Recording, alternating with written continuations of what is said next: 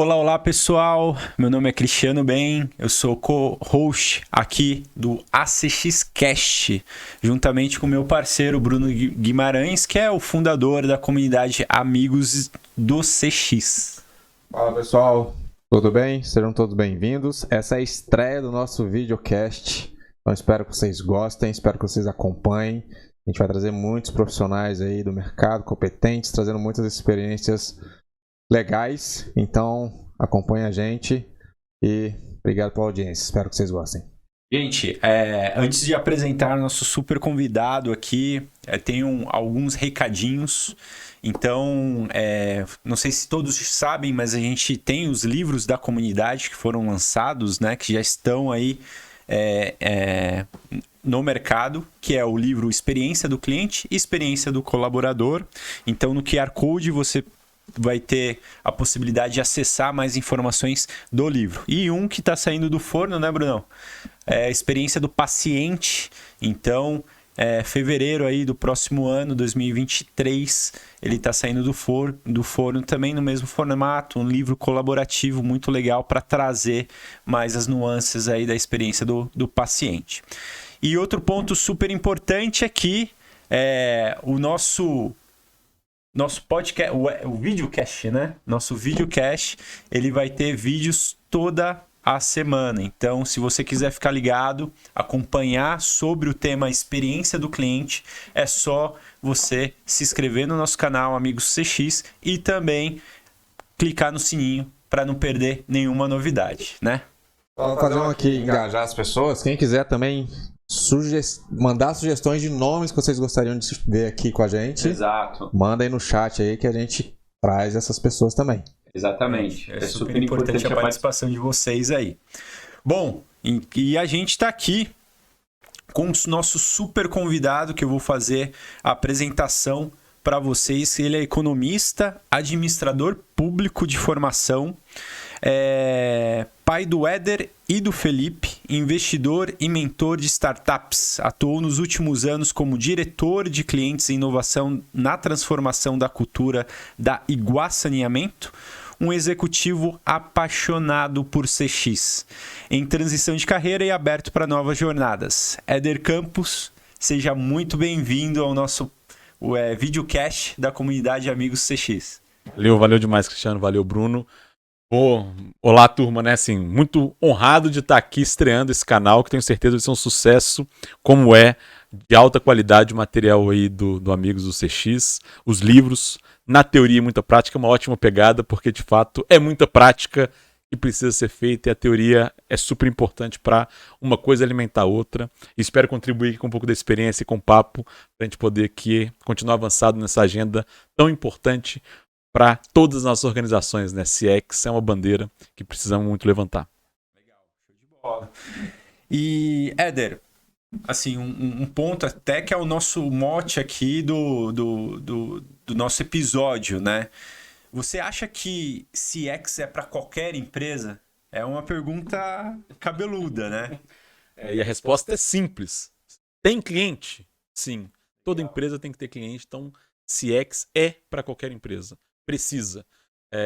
Eu tive a história na Iguá, com muito orgulho, aí, 5 anos, transformando uma história, uma jornada e vida longa Iguá. Eu tomei a decisão de encerrar esse ciclo em agosto, mas fizemos uma história no saneamento. Então, CX no saneamento é possível, a gente provou, faz sentido, né? E se é possível no saneamento, eu brincava, é necessário em qualquer organização. Então, o saneamento é um setor que é monopólio, mas tem cliente. Toda empresa tem cliente. Mesmo que você ache que você não tem concorrente, você tem. E mesmo que você não conheça seu concorrente ainda hoje, em algum momento no futuro, ele existirá. Então o desafio é exatamente você estar antenado e entender que o cliente é seu ativo. Sendo seu ativo, você tem que cuidar da experiência dele para aprender, para poder gerar mais valor, para melhorar seu negócio. O CX é para qualquer empresa, toda organização precisa. Eu acho que um ponto, você falou de concorrente, né? Às vezes você não tem um concorrente, mas você tem a concorrência das outras experiências de outros segmentos. Né? E você deixa de adquirir um produto que você não tem uma experiência para adquirir produtos de outros segmentos, porque você está comparando as experiências. No caso do saneamento não tem jeito, todo mundo precisa, né? Então se você tem concorrente ou não, a gente vai utilizar. mas como que a gente consegue transformar isso numa experiência melhor, né? E na primeira vez que eu tive contato com você, Éder, falei, nossa, CX em saneamento, né? Despertou essa curiosidade, né? Porque assim, existe muito essa questão, né? Ah, CX é pra mim? Eu sou muito pequeno para ter CX. Eu não tenho dinheiro para fazer CX. O meu segmento não fala de CX. Mas é o que você falou, se a empresa tem cliente, tem CX ali. A gente consegue transformar. E a história da Inguá sempre me cativou muito porque é isso, né? A gente não pensa em CX quando a gente pensa em saneamento básico, né? E todos esses aprendizados, tudo que você construiu no empresa de saneamento é insight para vários outros setores, né? Acho que é uma oportunidade de mostrar que CX é para todo mundo, é para todo segmento, é para todo investimento. E a gente precisa colocar o cliente no centro, a gente precisa colocar o colaborador no centro, a gente precisa trazer essas experiências para de fato fazer a transformação acontecer. Se tem cliente, ele está tendo alguma experiência. Você pode não estar gerindo e cuidando dessa experiência, então, mas o CX está ali, você está vivendo. No saneamento, como você muito bem colocou, Bruno, assim, o cliente, eu não tenho um concorrente muitas vezes direto, apesar de que eu acho que o setor cada vez mais vai ter um concorrente indireto, da economia informal, o risco dele ir para uma fraude, o caminhão-pipa, tem vários tipos de concorrências ainda no setor ali, água de reuso, cada vez mais você tem alguns desafios, mas principalmente, ele, como você bem colocou, ele tem outras experiências. Esse mesmo cliente que recebe uma conta da Igual ou de qualquer empresa de saneamento, ele tem experiência com a conta de energia, com a conta de gás, com a conta de telefone, de internet na casa. Enfim, ele tem várias experiências que ele compara. E até com outros setores. Cara, eu tenho uma experiência com iFood, que eu resolvo tudo rapidinho. Eu tenho experiência com banco. A gente estava aqui antes, offline, falando de banco, e você falando super bem de um banco que você gosta, do C6. Eita, a gente tem que falar. Quando a gente gosta, a gente tem que falar. E você falou bem bacana. Tem N experiências legais.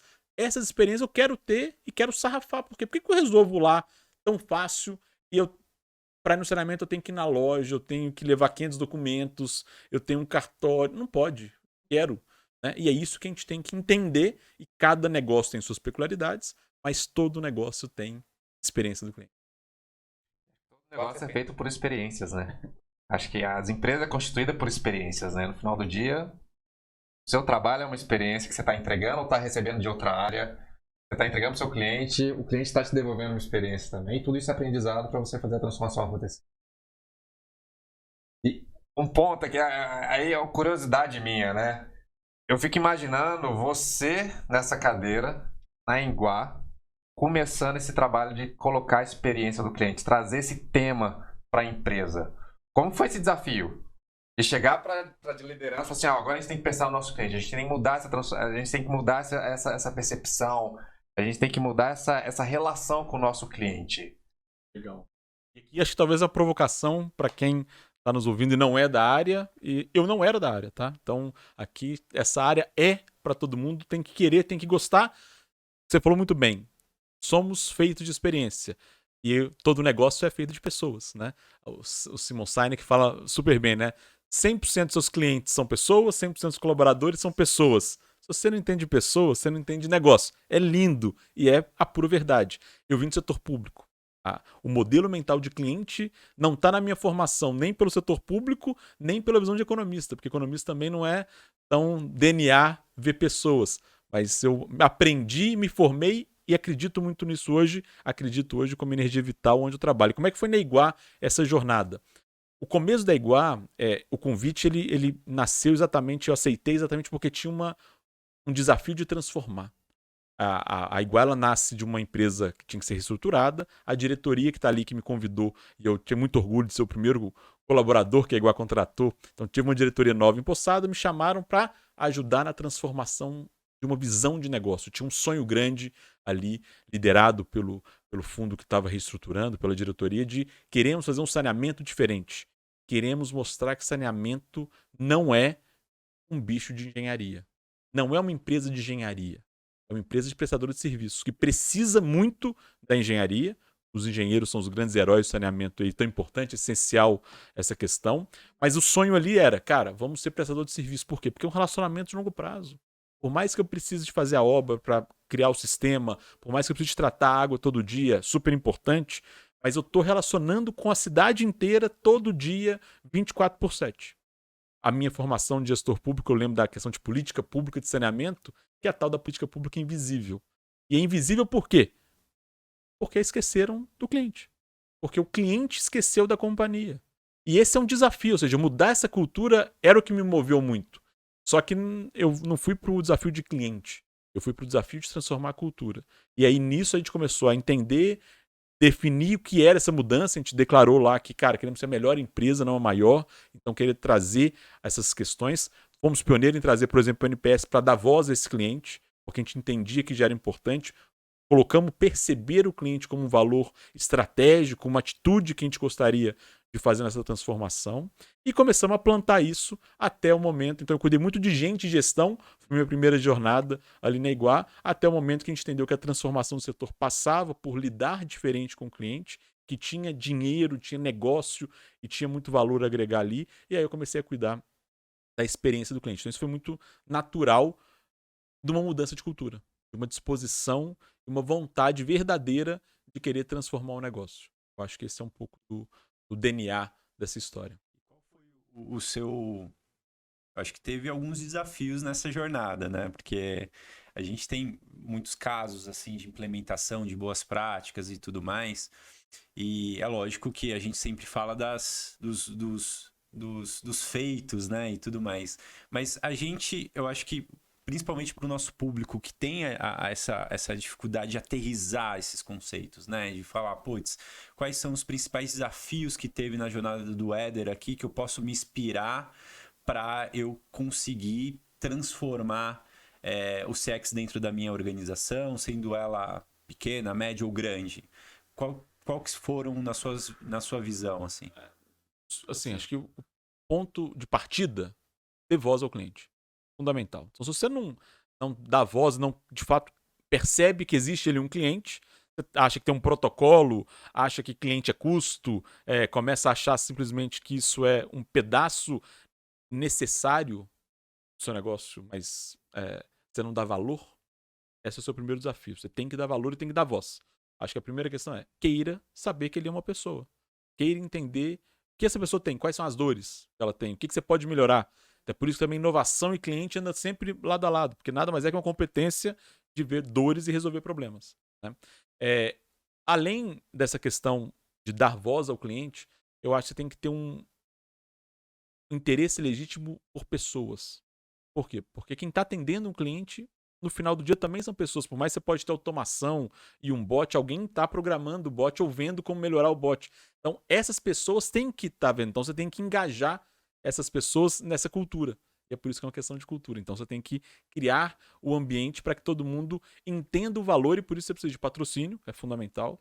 Tem que despertar esse patrocínio. Então, como que você traz elementos para mostrar que tem valor nessa agenda e ter o patrocínio reforçado? Então, acho que esse é um desafio e é uma jornada. Tem vários desafios, aí cada negócio tem a sua maturidade, seu momento, e aí você vai ajustando, e as competências envolvem muito a inovação, a criatividade, o ver além do seu silo, além da sua empresa. Existe um mundão e a gente muitas vezes não conecta.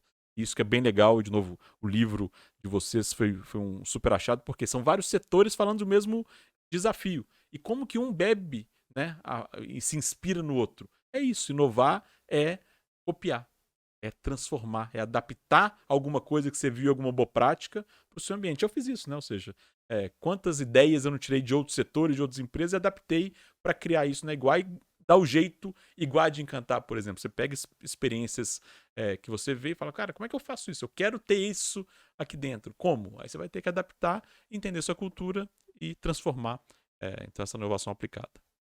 Você acha que para essa transformação cultural acontecer, o propósito precisa estar bem claro? E não só de estar bem claro, como que você constrói esse propósito e esse propósito é passado para todos os colaboradores para que eles entendam o papel deles nessa construção dessa transformação, para acelerar essa transformação, para que ela de fato aconteça. O propósito virou um pouco clichê, todo mundo fala de propósito, propósito, né? Mas é fundamental. Acho que vamos na coisa mais básica. Por que eu faço o que eu faço? Qual é o sentido de fazer o que eu faço? Isso pode ser lindo na ótica de um propósito? Pode, é bacana, é lindo. Então, existe um propósito que eu acho que você precisa despertar nas pessoas fazerem o que tem que fazer no dia a dia, que é uma conexão da atividade dela com o propósito da empresa, e existe o propósito da empresa. Por que essa empresa existe? Né? Qual que é a diferença que eu vou fazer no mundo? São as duas coisas que tem que andar o tempo todo junto. Você tem que ter essa visão maior, que geralmente ela vem de uma direção, de uma visão que não é de baixo para cima, ela é de cima para baixo. Então, cara, por que essa empresa existe? Ela existe por algum motivo. Vamos tangibilizar isso? Ponto 1. Agora, uma vez que ela existe, como que você conecta isso com a atividade da sua equipe, a sua atividade, para dar sentido? Porque eu acordo todo dia e tenho que gastar energia fazendo isso. Estou mudando a vida de quem? E no final, são pessoas cuidando de pessoas. É o tempo todo sobre isso. O tempo todo. A gente fala, e é por isso que a gente teve essas publicações, né? Primeiro a experiência do cliente, depois a experiência do colaborador, que a gente realmente acredita que não tem experiência do cliente sem experiência do colaborador, até porque o colaborador é o primeiro cliente da empresa, né? Ele precisa comprar essa ideia. E eu acho que esse desafio de cultura, ele é um desafio de todas as empresas, independente do tamanho, né? E como tracionar isso internamente? Como muitas vezes você mencionou aqui, teve o apoio da liderança, é um fator importante, mas principalmente para o pessoal de atendimento que está lá na ponta, como descer essa ideia da liderança, do propósito, tal, chegar até o pessoal da ponta e isso ser transmitido em uma boa experiência ali pro cliente final. Coerência, persistência. Né? Nós estamos falando aqui de uma questão que leva tempo. Tempo é importante. Né? Sim, tempo fazendo coisas relevantes. Então você tem que estar ali fazendo coisas relevantes e deixando o tempo gerar maturidade, com muita coerência no seu exemplo. Então eu acho que essa tríade aqui é fundamental. Né? E o cuidado, eu acho que aí eu tenho aqui um elemento que é cuide das pessoas. Vocês têm toda a razão. Não existe experiência do colaborador que não converse diretamente com a experiência do cliente. Você precisa de estar oxigenando, o ciclo virtuoso que a gente sempre fala. O colaborador que não se sente cuidado não vai cuidar do seu cliente. Por quê? Porque não é coerente. Pô, por que você quer que eu cuide dele, mas você não está nem vendo que eu não tenho aqui o básico para fazer a minha função? Você quer que eu resolva a vida dele? Né? Então, uma coisa está absolutamente conectada com a outra. Você tem super razão aqui. E o desafio, por exemplo, cada vez mais dos RH é entender que existe um cliente. São os seus colaboradores. A serviço de alguém. O servir, o despertar esse servir é o despertar a experiência, né? Quem está querendo criar uma experiência está servindo alguém. Né? E aí você está despertando uma coisa até maior no lado humano das pessoas, né? Então esse ato de servir, generosidade, isso faz bem. Né? Então você começa a criar esse ciclo virtuoso. As pessoas se sentem bem, faz mais sentido fazer o que elas estão fazendo, elas ajudam as pessoas e isso gera o ciclo virtuoso. Então é uma maratona que envolve você entender o que eu quero transformar, onde eu quero chegar, qual é a base que eu estou partindo. Eu tenho uma relação de confiança. A base da confiança é sempre uma base muito importante. Né? Então, eu tenho confiança, eu tenho um clima, as pessoas entenderam, eu vou cuidando dessas pessoas e criando aqui um clima de confiança para que elas confiem no cliente. Eu tenho que ser coerente. Eu não vou confiar nelas, eu não vou dar autonomia. Autonomia pressupõe confiança. Né? Eu quero resolver, eu preciso de dar autonomia. Então, acho que esse é um ciclo virtuoso. E as pessoas muitas vezes querem o final e não entendem que tem um encadeamento. Exatamente. Eu te acompanho já tem alguns anos aí. Eu vejo muito, para mim é muito nítido o investimento que vocês colocam na experiência do colaborador. De um jeito em linguagem, encantamento, né? Com várias iniciativas com foco no colaborador. Você já trouxe comentários aqui de que da importância do CX e com EX, mas na sua opinião, o investimento no colaborador, ele acelera a transformação cultural e acelera uma melhor entrega para o cliente final? Ou o foco é primeiro no cliente final para transformar a experiência do colaborador? Certamente você tem que andar junto, mas começando pelo colaborador. Não dá para você falar, vou cuidar do cliente sem pelo menos explicar para o colaborador que esse movimento que você também cuida dele. Você está cuidando dele. Só de falar isso e ter essa sensibilidade de ter uma conversa transparente é fundamental. Então, as coisas estão juntas.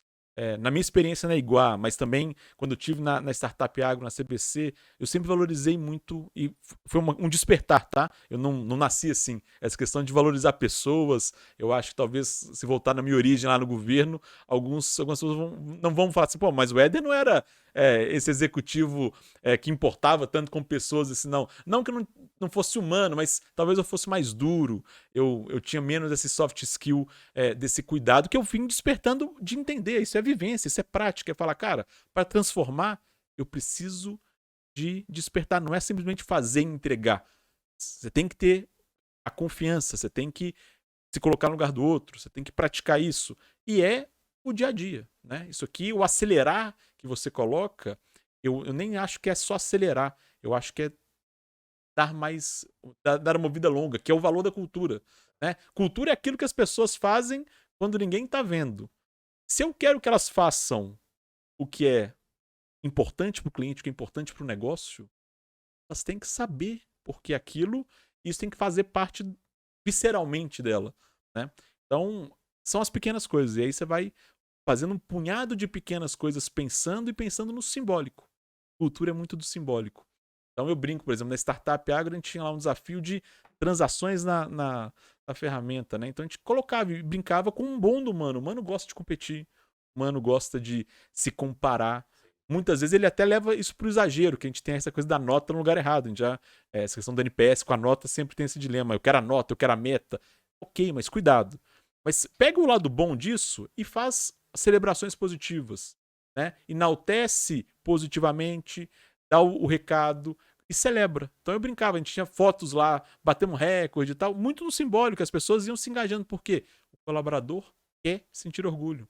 E a experiência do colaborador é exatamente, cara, quanto mais ele sentir cuidado, sentir orgulho daquilo que ele faz, fazer sentido, reconhecimento. Mas ele vai fazer o ciclo virtuoso, né? Então essas coisas todas andam juntas, sem sombra de dúvida. Legal. A gente tem falado assim de CX em vários âmbitos, né? B2C, B2B, setor público e tudo mais. Até antes aqui da nossa gravação a gente estava falando até de parques, né? Pô, o parque ter o NPS ali para ou ter uma pesquisa ou entender a voz das pessoas que estão aproveitando aquela experiência que é passar o tempo com a família, que é um dos... Eu acho que é um dos bens mais valiosos que a gente tem hoje, né? Que é o nosso tempo e ficar com a família. A gente trabalha para isso. E olha como é importante esse tipo de percepção, né? Da organização ali, do governo e tudo mais. Qual a tua visão sobre isso? Eu queria que você trouxesse um pouquinho mais, porque você abriu uma porta muito interessante aqui. Esses sites que a gente estava falando fora do ar aqui, cada vez mais tem uma agenda de parques públicos serem concessionados, né? Recentemente, e aí o caso que a gente contou que foi do Ibirapuera, que está na mão de uma concessão hoje privada. Mas enfim, você tem os estádios, eu vivi essa experiência do estádio ser concessionado por um privado também, por quê? Nós estamos falando de locais de experiência. Claramente, a gente pensa em experiência, a gente pensa, eu vou num jogo de futebol, eu vou ter um dia no parque com a minha família, eu vou ter no evento, eu vou no museu, tem várias possibilidades de experiência de lazer. A gente pensa em experiência, a gente lembra muito de lazer. Lazer é um equipamento que é vivo. É um equipamento que pode ser privado ou pode ser público e pode ser concessionado por um privado. E acho que o desafio aqui é, o que é valor para esse equipamento no olhar público? É que ele seja valorizado, que ele tenha uma boa reputação, que as pessoas usem bastante e gostem dessa experiência. Por quê? Porque quanto mais isso for um ativo, melhor para todo mundo. Então, olha como é que CX está na veia e deveria ser um lado a ser explorado no dia a dia da regulação dos contratos públicos. Porque muitas vezes os contratos eles vão caminhar para o lado de, cara, vou avaliar o banheiro, nota de 1 a 5, se ele tá... Quanto você gosta do banheiro. Será que é isso que é valor para a percepção do cliente, para aquele ativo? Né? O banheiro tem que estar limpo, mas se ele tiver mega limpo, faz tanta diferença do que ele tiver ok, isso vai depender da experiência que você quer prover da sua... Como que você vai criar a sua estratégia de CX, né? E aí o que vale é, cara, eu tenho uma rede de promotores, um pedaço da população que usa aquilo muito e brigaria por aquilo, isso tem muito valor, porque aquele equipamento vai ter vida longa. O ativo dele vai ser exatamente aquela ideia de que, cara, todo mundo usa muito o parque, todo mundo adora o parque, todo mundo reconhece o valor do parque, logo aquela concessão vai ter vida longa. Então, as coisas são exatamente conectadas aí, que é a mesma lógica para o saneamento, né? Por que é importante ter um NPS alto no setor de saneamento? Porque aquilo é um contrato de longo prazo. Se as pessoas valorizam essa marca, e quanto mais valorizam, mais elas valorizam o serviço e estão dispostas a investir, vão cuidar daquele bem essencial que é a água, né? E vão ter uma relação, e reconhecem uma relação de valor daquele prestador. Daí a mágica que eu acho que ainda tem muito espaço para as métricas de satisfação do cliente, para as métricas de reputação nas regulações também. Eu acho que é um desafio super bacana, é um outcome, é um impacto necessário desses projetos de concessão pública. Marca, né? Acho que você acha que aqui é uma provocação, tá jogando aqui. Você acha que a confiabilidade da marca, a percepção da marca, o valor da marca está altamente conectado ao NPS ou à satisfação do cliente? Mas eu sou fã do NPS, vou já logo declarar aqui que li os livros todos do Fred desde a origem, quando conheci a métrica, entendi a metodologia e concordo muito que aquela métrica ela é muito potente. As pessoas muitas vezes não usam a potência inteira da métrica porque vem só a nota. Gente, nota, superamos todos os nossos traumas de nota e de prova, né? Nota é pra gente aprender. Cara, eu não tô bom, o que eu faço? Por isso que o fechar o loop é tão importante no NPS. E eu acredito muito que a reputação da marca e a lealdade dos seus clientes tem tudo a ver com a relação da força da sua marca. Por quê? Porque a marca é forte se tiver cliente. Uma marca que não tem cliente, eu tenho uma marca que todo mundo conhece, mas é ruim, né? Faça esse exercício. Quais marcas você odeia, né? Quais marcas você não valoriza? Eu, recentemente, assim, até postei isso no LinkedIn. A Caixa me ensinou muito como ela despreza uma marca. Todo mundo conhece a Caixa. Meu menino passa na rua, vê a marca da Caixa, ele lembra do time, porque por acaso meu time teve o patrocínio e a blusa que eu dei pra ele com o nome dele, tinha lá o patrocínio da Caixa. Cara, que marca que tem? Ele tem uma marca. Só que a experiência, vários problemas. Basta ter que ir na Caixa que você já torce a cara, não, vai ter fila, não vai ser legal, não vai resolver, é burocracia. E aí você acaba perdendo muita oportunidade. Olha a força da marca. E não necessariamente a marca ser conhecida significa que ela é forte, porque ela não necessariamente tem os clientes. E Éder, teve alguma experiência, você como profissional ali liderando a frente de CX? É lógico que nossa percepção é muito mais aguçada para algumas coisas, né? Mas tanto no âmbito profissional como no seu âmbito de consumidor, de cliente, teve alguma experiência que você traz que teve alguma fricção e que você acredita que poderia ter mudado ou ter um resultado melhor? Cristiano, assim, a gente ser cliente e ser executivo cuidando da área de cliente é uma coisa aprendendo com o outro o tempo inteiro. Né? A gente ser cliente é um aprendizado pra gente falar, cara, que legal, vou fazer. Que oportunidade de fazer diferente. Tem sempre lições. Acho que não dá pra dissociar. Não existe vida e trabalho. Né? A gente é sempre cliente, né? Só que a gente entra na empresa e a gente esquece que a gente é cliente, né? Ótimo ponto. A gente perde essa coisa holística, né? Que é isso, é um só. Então, eu colocando a voz do cliente, colocando o NPS, como a gente já brincou aqui, de falar de aprendizado, que cara, o tempo todo a gente lida com desafios. Erramos, tudo bem, então vamos resolver. É uma forma de aprendizado. Por isso que o importante é o fechamento do loop, muito mais do que a nota. E eu tenho um caso pessoal engraçado como cliente que e geralmente telecomunicação não são marcas muito benquistas, né? E tem um motivo. Cara, telecomunicações, ela deixa e perde a oportunidade de resolver e encantar e muitas vezes delega o seu cliente para o jurídico.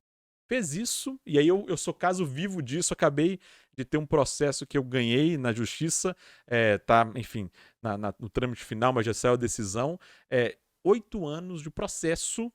Por quê?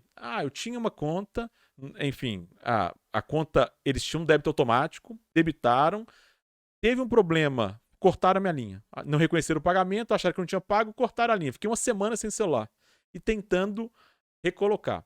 A empresa reconheceu o erro e tal, mudou e voltou, mas ficou uma semana sem celular. não deu papo. Ou seja, olha a oportunidade que eles poderiam ali de entender, cara, erramos, temos uma coisa. E, cara, delegaram, esquece aí, ó. E aí eu fui pra justiça, falei, cara, perdi dinheiro, fiquei uma semana no celular, na época era consultor, dependia daquilo e tal. Mas qual que é a razão?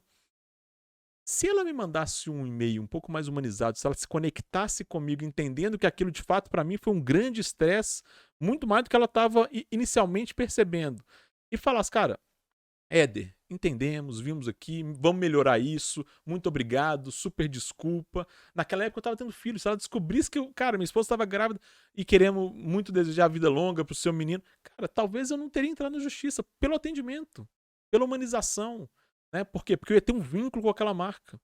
Agora, na medida que a marca despreza isso e perde a oportunidade de criar uma conexão, ela perde valor.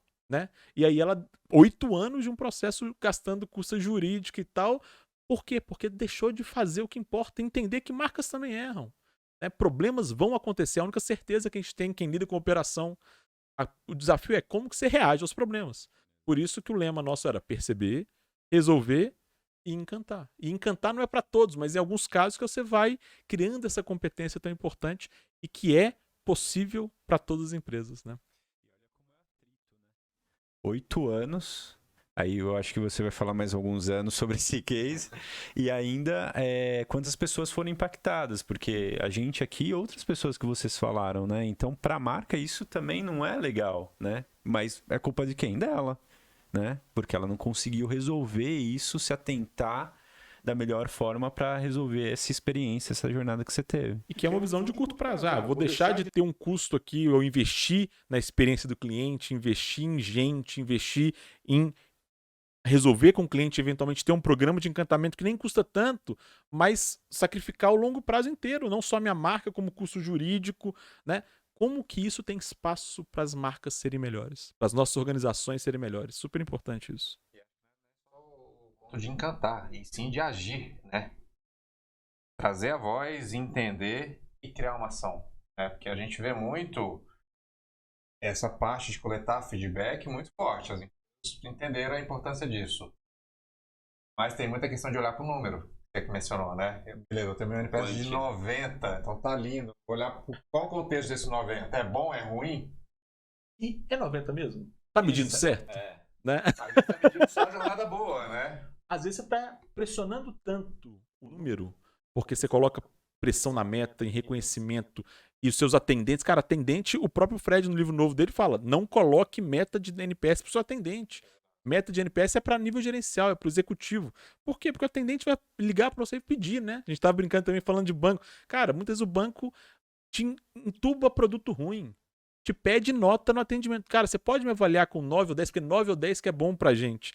Cara, você até faz. O Fred dá esses exemplos, a gente vive esses exemplos no dia a dia. Isso não é o NPS verdadeiro, não é isso que importa. E é por isso que a gente tem que superar essa questão do número, do visão de curto prazo, de querer ir bem na prova. A gente tem que entender que tem um ativo verdadeiro, que são os nossos clientes, são os nossos colaboradores.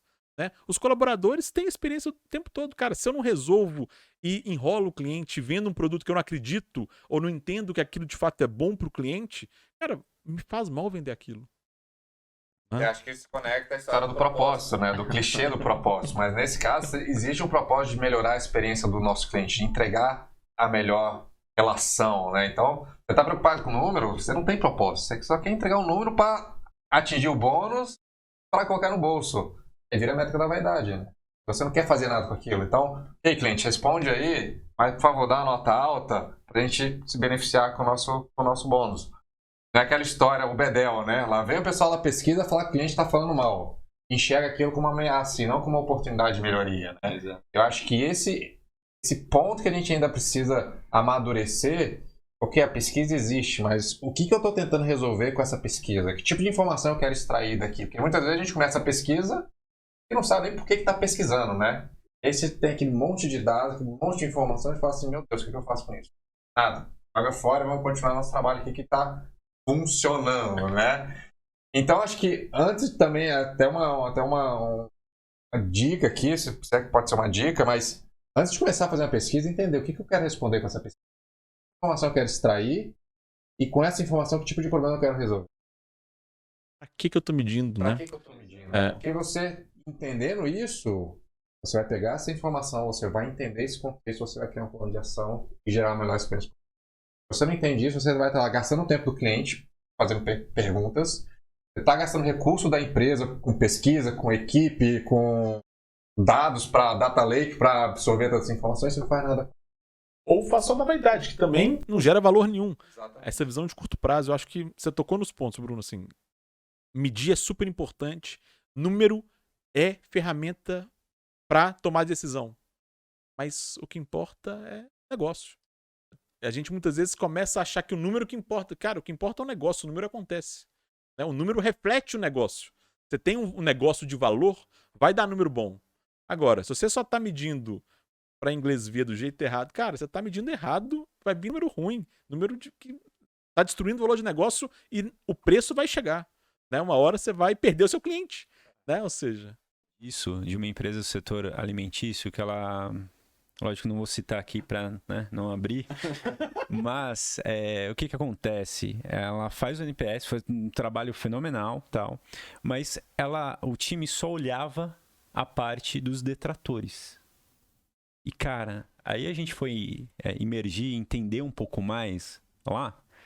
E tinha muita riqueza nos promotores. Porque o que acontecia? Eles não olhavam os promotores, os caras davam as notas altas, só que nos comentários os caras escreviam, cara, muita coisa. E ali tinha muito insumo para ser trabalhado, porque os caras gostavam da marca, gostam da marca e estavam sugerindo várias coisas lá. E isso era, assim, eu acho que é nível de maturidade da empresa também, estava começando, mas ela não estava olhando. E quando começou a olhar isso, aí viu, putz, olha o lago de oportunidades que a gente tem aqui, que a gente pode aproveitar também. Então, por isso que eu enfatizo também, que vocês já enfatizaram aqui, que número é direcionador, né? Mas eu acho que a grande importância ali está realmente nos comentários, entender, analisar, conseguir ter ações práticas com base nos comentários também, né? ter a cultura de confiança, que é, para eu encarar uma nota ruim, para eu encarar que dá para ser melhor e que eu tenho defeitos, cara, eu tenho que ter confiança, né? Como diria outra coisa, de novo, gente, propósito é clichê, mas é importante, né? Precisa ter propósito. Vulnerabilidade. Por que eu tenho que ser vulnerável cada vez mais? Isso é um desafio. Porque não é fácil ser vulnerável. Falar, cara, o cliente não gosta de mim, eu tenho erro. Mas para ter vulnerabilidade, tem que ter um ambiente de confiança. Porque senão você não aprende, você não melhora, você evita de falar dos problemas. Você tem que querer falar dos problemas para ser melhor. E o cara que te ama, o seu promotor, cara, ele também vê problemas, ele tá fazendo crítica nos comentários porque ele te ama, né? E beleza, vamos pegar isso e vamos ser ainda melhor. Vamos vender mais, vamos gerar mais valor pro negócio. E aí, a arte, e por isso que não tem um manual único, cada negócio, como que ele traça o CX, como que ele cria essa gestão. E aí tem a maturidade, tem um tipo de perfil, tem a minha estratégia, né? E aí é uma arte, é super importante para toda organização. A gente precisa entender que os indicadores, o NPS, os números, são meios, né? Nunca o fim. Que a gente entregar a melhor experiência para o cliente, seja o que for necessário fazer para isso acontecer. E não tem fim. Jogo infinito. E não tem fim. Exatamente. É um jogo infinito. Acho que isso que tá a grande beleza do negócio, né? Que você tem que estar sempre aprendendo. E não tem fim por quê? De novo, trazendo para a humanização das coisas. Falando de pessoas. Pessoas mudam o tempo todo. O mercado muda o tempo todo.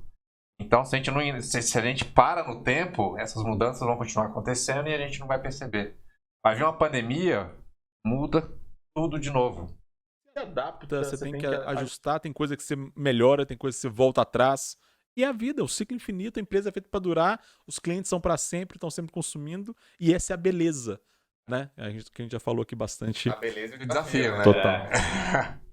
Gente, nosso tempo tá acabando. Éder, muito obrigado pela presença. Prazerzaço ter você aqui no nosso episódio. Brunão, como sempre, muito bom. E, Éder, pro pessoal, pra audiência, se eles quiserem te procurar, onde eles te procuram? Cara, só no LinkedIn, Éder Campos, tô lá, respondo, tô super à disposição de ajudar todo mundo que quer construir a história de encantamento. A história que eu fiz na Iguá com muito carinho, que tem a vida longa, eu quero ajudar muitas organizações a também entenderem que é possível encantar. Toda empresa deve, é uma cereja do bolo que é essencial, que é cuidar bem do cliente. Então, estou super à disposição no LinkedIn, pode me achar. Brigadão pelo papo, brigadão pelo convite. Vida longa aqui aos amigos do CX.